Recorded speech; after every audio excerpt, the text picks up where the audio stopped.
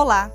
A cada dia, pelo menos 20 crianças de 0 a 9 anos de idade são atendidas nos hospitais que integram o Sistema Único de Saúde do país, após terem sido vítimas de violência sexual, de acordo com o Ministério da Saúde. A dissertação da mestre em Direito, Gabriela Rondon, fala sobre o dobramento penal psiquiátrico nos casos de pedofilia. Quando um monstro é perigoso e louco, um estudo sobre o dobramento penal psiquiátrico em caso de pedofilia. Dissertação apresentada ao programa de pós-graduação em Direito da Universidade de Brasília como requisito parcial para a obtenção do título de mestre em Direito. Orientadora, professora doutora Débora Diniz. E para participar do debate que acontece no segundo bloco, convidamos Tatiana Lionso, doutora em Psicologia, e Menelik de Carvalho Neto, doutora em Filosofia do Direito. Mas antes de iniciarmos a nossa conversa, acompanhe um resumo do tema. A cada 15 segundos, uma criança é abusada sexualmente no mundo. No Brasil, o crime se repete a cada 8 minutos. As informações são da Polícia Federal e se agravam com a constatação de que o país concentra 76% dos pedófilos do planeta, além de ser o líder na internet quando o assunto é pornografia infantil. Entre 2013 e 2014, 500 pedófilos foram presos no Brasil. A dissertação de Gabriela Rondon Rossi questiona como interpretar e punir esse tipo de crime e aquele que o comete. A pesquisa investiga como o dobramento penal psiquiátrico pode permitir o movimento da realização do acusado de pedofilia em um monstro perigoso, louco e banido. Olá, Gabriela, seja bem-vinda à Academia. Olá, eu que agradeço o convite. Gabriela, a sua pesquisa é baseada em um estudo de caso e eu gostaria de saber em que medida estudar um único caso importa para o direito. Essa é uma pergunta muito interessante porque um caso de um crime de horror como esse, como o crime genericamente chamado de pedofilia, ele chama atenção pela multidão, pela quantidade de casos, como foi apresentado aqui no início do programa. O que eu busquei ao estudar um caso único, que talvez não seja uma metodologia das mais utilizadas no campo do direito, foi justamente ver em profundidade como os discursos judiciais e mesmo psiquiátricos se moveram dentro do processo para definir esse sujeito como um sujeito monstruoso, ou como um sujeito anormal, que deveria ser condenado não a uma pena de prisão, mas a uma medida de segurança em um manicômio judiciário. Então, a escolha do caso único foi justamente para permitir essa análise profunda sobre o debate e das compreensões sobre o que é a violência sexual contra a criança e quem é esse sujeito que comete, para permitir essa resposta punitiva. Gabriela, e você conseguiu, ao final da sua pesquisa, chegar a alguma conclusão sobre a forma adequada de se tratar estes casos? E eu te pergunto isso baseada numa citação sua que eu vou ler agora, para a gente poder exemplificar.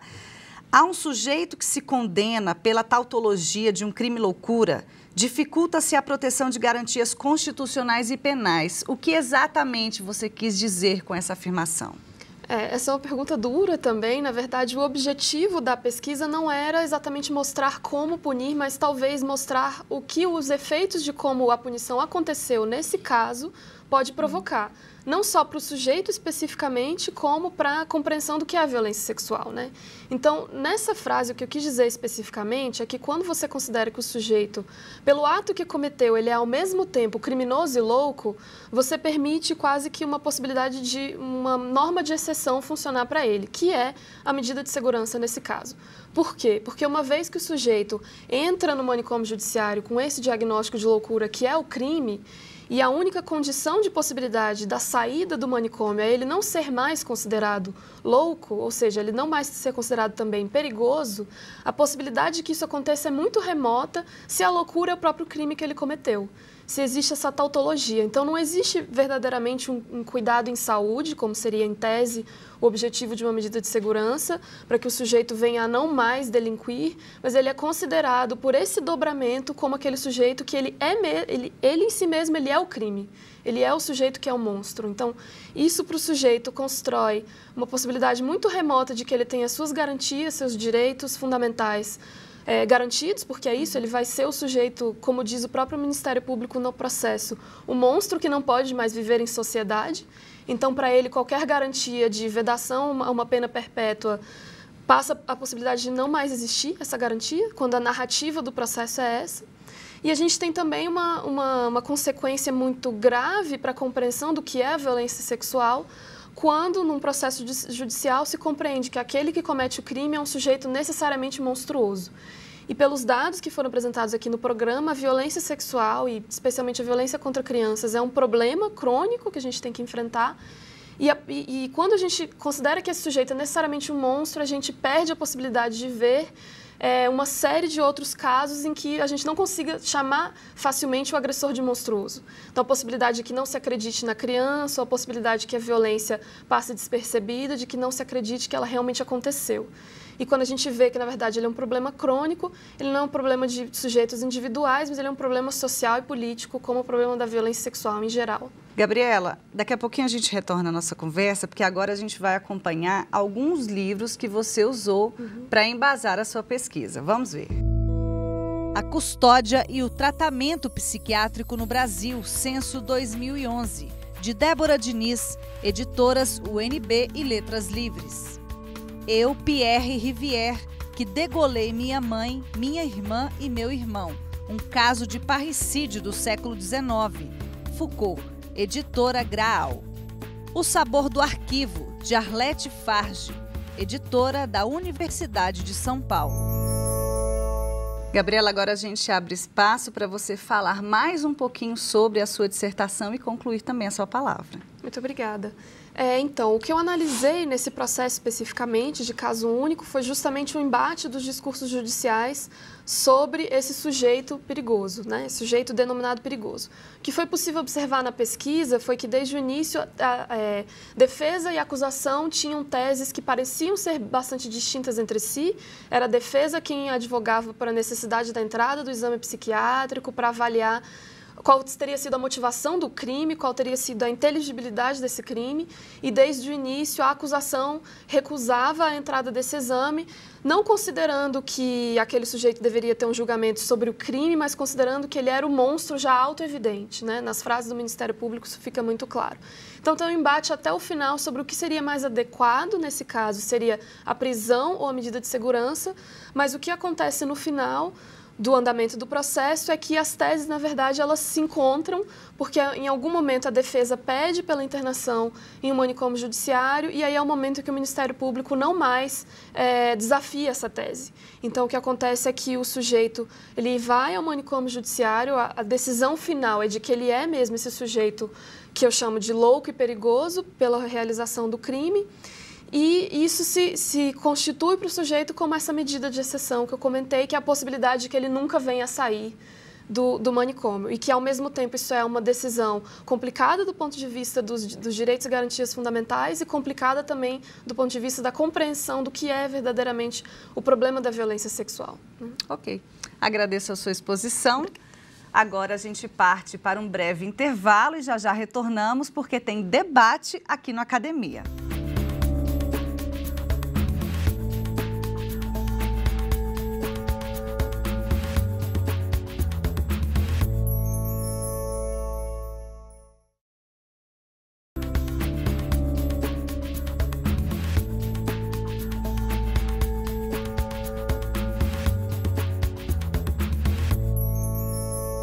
Estamos de volta e agora para começarmos o debate sobre o dobramento penal psiquiátrico em casos de pedofilia. Nossos debatedores são Tatiana Leonço, doutora em Psicologia, e Menelik de Carvalho Neto, doutora em Filosofia do Direito. Sejam bem-vindos à Academia. Muito obrigada. Tatiana, dou a palavra para você, primeiramente. Muito obrigada pela oportunidade, Gabriela. Eu gostaria, como uma acadêmica do campo da psicologia, de problematizar justamente essa questão da essencialização do crime como atributo do sujeito, né? Então, a gente tem uma complexidade porque a pedofilia ela é o nome de um transtorno mental descrito pela medicina psiquiátrica, né? A gente não tem esse crime descrito no Código Penal, né? O que a gente tem é a criminalização do ato libidinoso ou relação sexual com um menor de 14 anos. Então, eu diria que o acontecimento, né, do ato de violência e de violação contra crianças, né, ela tem determinantes muito mais abrangentes do que questões psicológicas, né, fatores culturais, o abuso de autoridade, né, a própria objetificação de crianças na relação de abuso sexual, por exemplo. Então, eu queria saber de você o que você pensa sobre o sistema de justiça, né?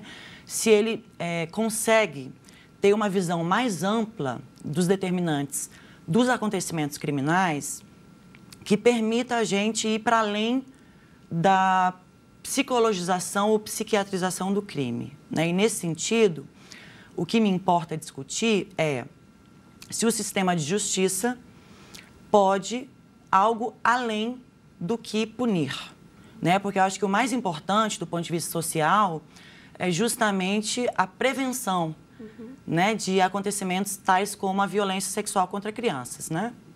E isso implicaria medidas outras, não necessariamente apenas punitivas, né? Mas mudanças culturais, processos educativos, né? Intervenções relacionais em contextos institucionais, de família.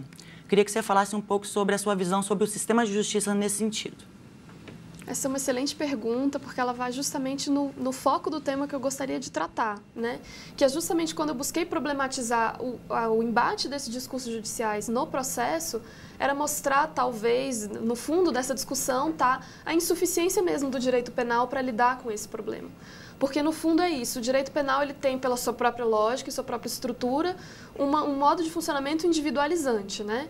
Ele até, do ponto de vista mesmo das garantias penais, eles são sempre individualizantes. É sempre necessário individualizar o crime, a pena, naquele sujeito que comete, compreender quais foram as motivações do crime para você fazer uma dosimetria da pena.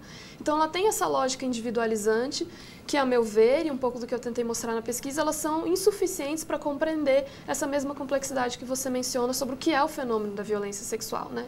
Ele não se resume àquele sujeito, e a tentativa de encontrar essa explicação no sujeito, como é um crime que causa horror, e causa mesmo, a gente não vai negar isso, leva a esse choque que, com a psiquiatria, com a possibilidade de psiquiatrização do crime, de você encontrar uma lógica no horror que acaba sendo a lógica da normalidade, né? de um transtorno mental. E aí isso tanto gera, como eu já falei antes, problemas para o sujeito e problemas para a sociedade em geral, para entender como combater. Porque eu estou de acordo também que não é por aí que a gente resolve o problema da violência. Não que a gente não vá dizer que a responsabilização não tem que acontecer, a gente acredita que uma responsabilização é necessária, mas ela não resolve o problema, tanto que o horror moral é tão grande e a movimentação da máquina punitiva é intensa para esses casos, quando eles chegam até lá, né? A gente tem um problema dos casos serem denunciados, mas quando eles chegam, tem uma movimentação intensa do direito penal para punir esses sujeitos e mesmo assim a gente não vê redução dos casos de violência. Então é aí que fica a pergunta. Então a via do direito penal resolve em alguma medida? Me parece realmente que não. Então a saída para uma estratégia mesmo de enfrentamento desse problema está fora do direito penal, está em outros mecanismos do Estado e principalmente de tratar como uma questão social, de uma estrutura de desigualdade que leva a violência a acontecer, porque ela está na mesma estrutura de desigualdade que leva a acontecer a violência sexual contra as mulheres, contra os meninos e meninas, né, contra as crianças, porque é uma estrutura que eu chamaria estrutura patriarcal de organização dos corpos que dá aos homens, socializa os meninos e os homens a essa espoliação do corpo das meninas, das crianças e das mulheres, né? Então, a gente precisa dar esse nome, falar sobre esse problema nesses termos para que a gente consiga perceber quais são as estratégias possíveis de fazer com que ele seja cada vez menos um problema, né? Que ele aconteça cada vez menos. Não é pela via do direito penal, me parece. Okay. Professor Menelik? Jordana, obrigado. Gabriela, eu queria colocar uma questão básica só, retomando o seu problema central. Me parece que a articulação entre psiquiatria e direito penal é uma articulação perversa, né? Você demonstra isso com uma contundência imensa. E um instituto como um instituto muito usado, não é? Frequentemente usado, e que tem muitas vezes visto como proteção do louco, do portador de sofrimento mental, não é? Ele pode representar um perigo muito grande.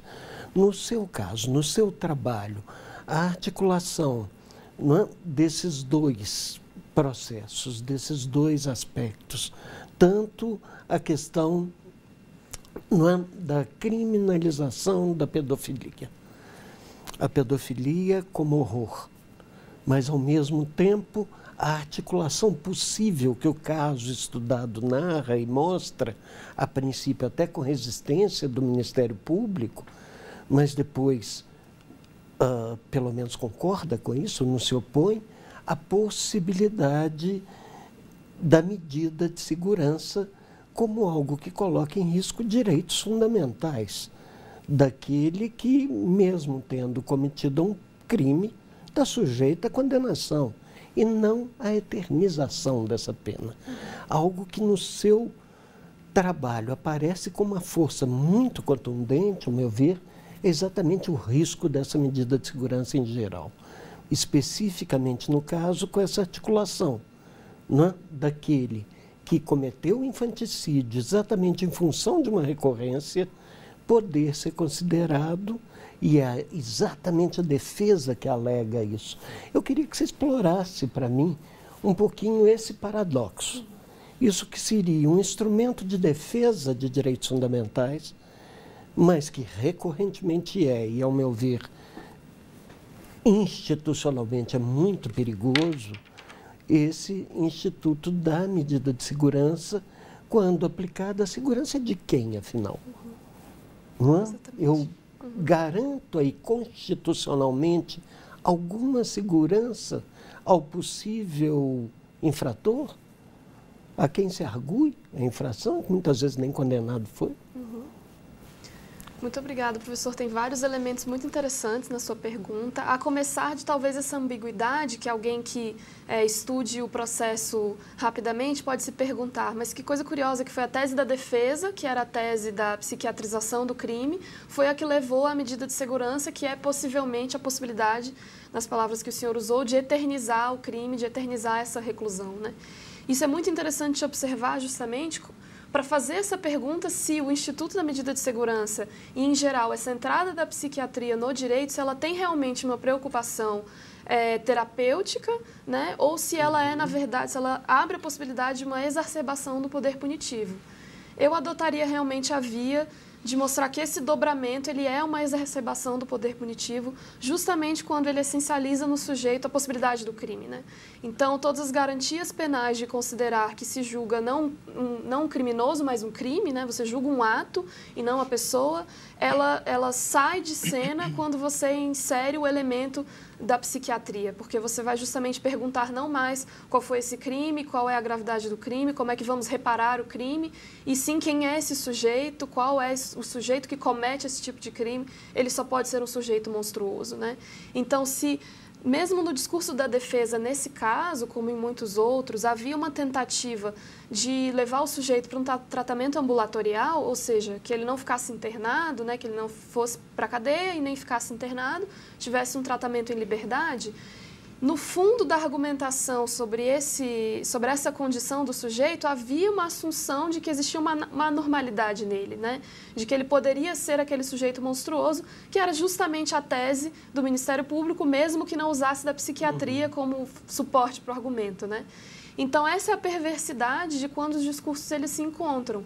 A psiquiatria ela não entra nessa dublagem com o direito para um objetivo terapêutico, é pela própria impossibilidade, está entrando na engrenagem do direito penal, é uma engrenagem feita para justamente encontrar uma pena, para aquele sujeito ser apartado da sociedade por um determinado tempo ou, possivelmente, na medida de segurança, por uma possibilidade indefinida dessa apartação. Professor?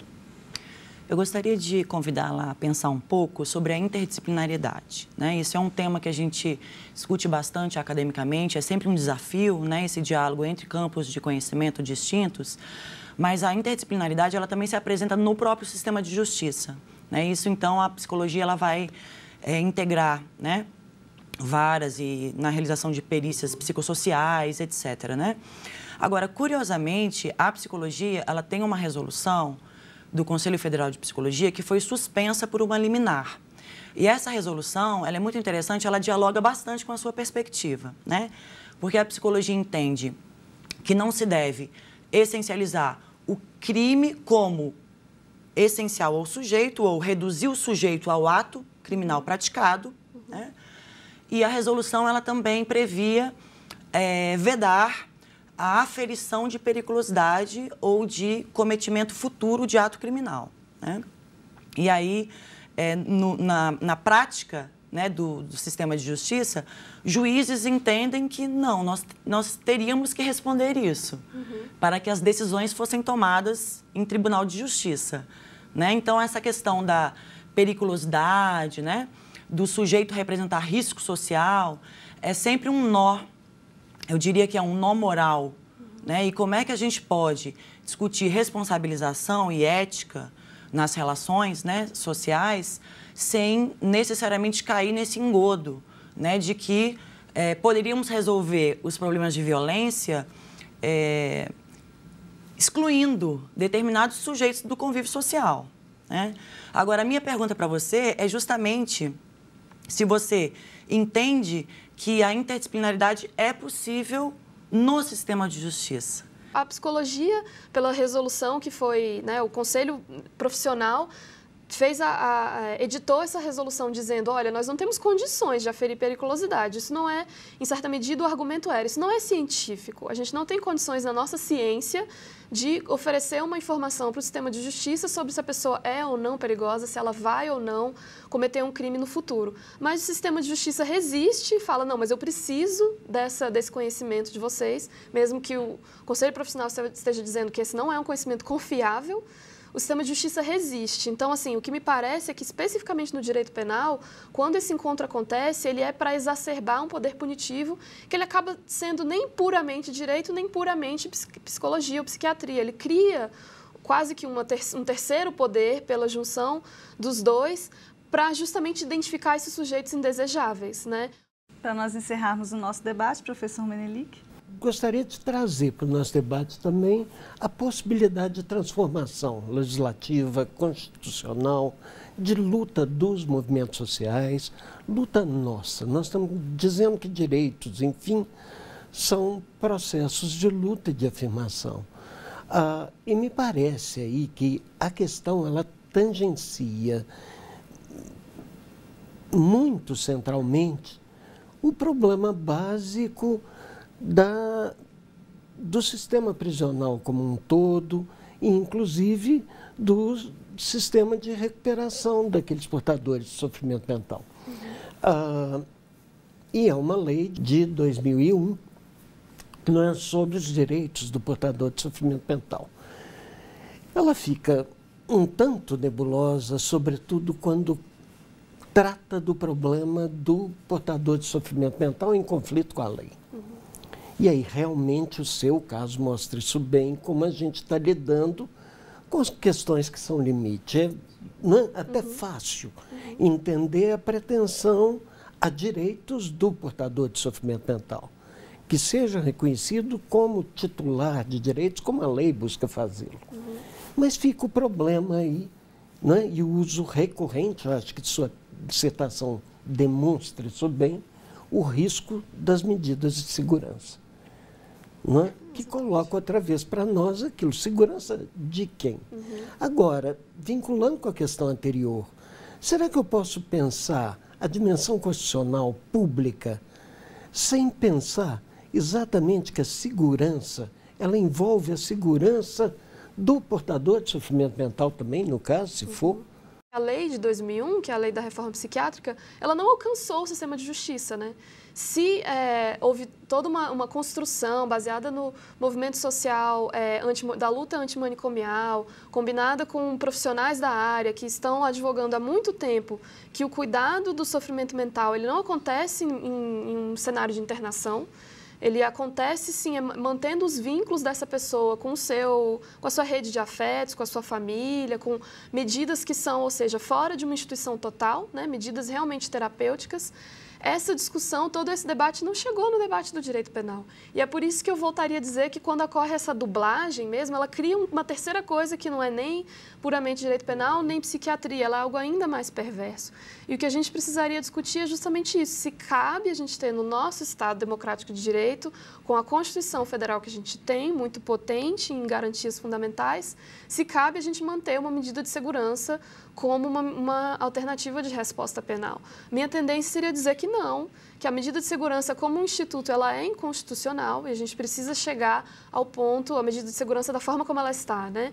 A gente precisa chegar ao ponto de dizer isso e de realmente fazer com que a reforma psiquiátrica chegue ao direito penal e pensar em alternativas, que há, e algumas alternativas locais já estão sendo tentadas, né? Especialmente em Minas Gerais e Goiás, hoje tem programas importantes de desinternação dos sujeitos que antes estavam internados em medida de segurança, para realmente que sejam atendidos por medidas terapêuticas na comunidade, para que realmente exista o cuidado da pessoa em sofrimento e não seu enclausuramento possivelmente eterno numa instituição total, né?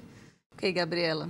Agradeço a sua participação, a exposição da sua dissertação aqui na academia. Muito obrigada, eu que agradeço a oportunidade. E agradeço também a presença dos professores Tatiana Menelik. E você também pode apresentar a sua tese ou dissertação aqui no programa. Se interessou? Então mande um e-mail para a gente, academia@stf.jus.br. Para rever o Academia desta semana e outros programas, é só acessar o site que você vê aí na tela, tvjustiça.jus.br. Tchau!